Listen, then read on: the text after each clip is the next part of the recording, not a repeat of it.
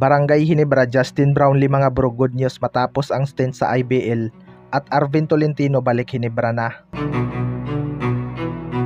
So may iilan pa nga sa lineup ng Barangay Ginebra ang hindi makakapaglaro next season mga bro dahil sa injury.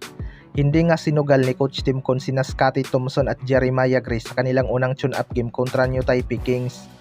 Although nakakapag-insayo naman na ang dalawang ito, hindi pa nga sigurado mga bro kung makakapaglaro na ba sila this coming Governors Cup. Pero itong si Jimmy Malonzo mukhang hindi pa talaga to makakapaglaro dahil nagpapagaling pa nga ito sa kanyang naging injury.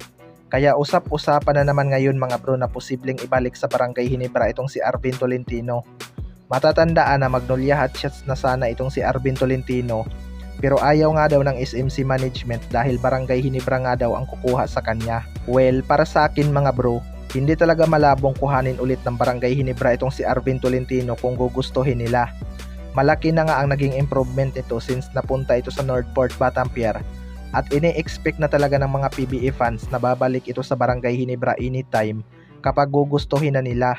Pasok na nga itong si Arvin Tolentino sa PBA role na maglalaro muna ng dalawang conference bago matrade ulit sa kanyang dating kupunan.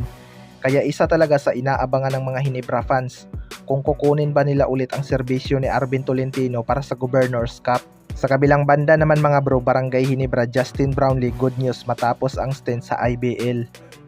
Naitabla na nga ng team ni Justin Brownlee na Pilita Jaya sa 1-1 ang kanilang best of 3 series sa finals mga bro. Ngayong araw nga gaganapin ang do or die game at siguradong maraming Pinoy ang mag-aabang sa laban na to. Dala-dala nga ni Justin Brownlee ang Never See the Spirit ng Barangay Ginebra at ipapakita niya doon ang kanyang Magic Brownlee. Kung magkampiyon man si Justin Brownlee sa IBL mga bro, another championship na naman ito sa kanyang basketball career. Patunay lang na swerte talaga ang isang team na mayroong Justin Brownlee. Kahit sa ang liga nga ito ilagay mga bro, napapalakas niya nga ang kanyang mga teammate. At kapag kailangan niya namang mag-take over, gagawa nga ito ng Magic Brownlee para maipanalo ang isang team. Kaya sana makapag-champion si Justin Brownlee bago siya makabalik dito sa Pilipinas upang madala niya sa Governors Cup ang kanyang momentum.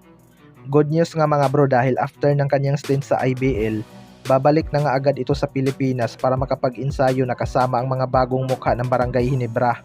Good news nga mga bro dahil after ng kanyang stint sa IBL, babalik na nga agad ito sa Pilipinas para makapag-insayo na kasama ang mga bagong mukha ng Barangay Ginebra. Siguradong excited na rin talaga itong kanyang mga teammate na makasama si Justin Brownlee matapos ang kanyang napakagandang performance sa FIBA of Duty at sa IBL. Kaya sabay-sabay nga nating suportahan si Justin Brownlee mga bro na makuha ang kampyonato dahil 2017 pa nga huling nagkampiyon ang kanyang kupunan na Pilita Jaya. Kayo mga bro, ano masasabi nyo tungkol dito?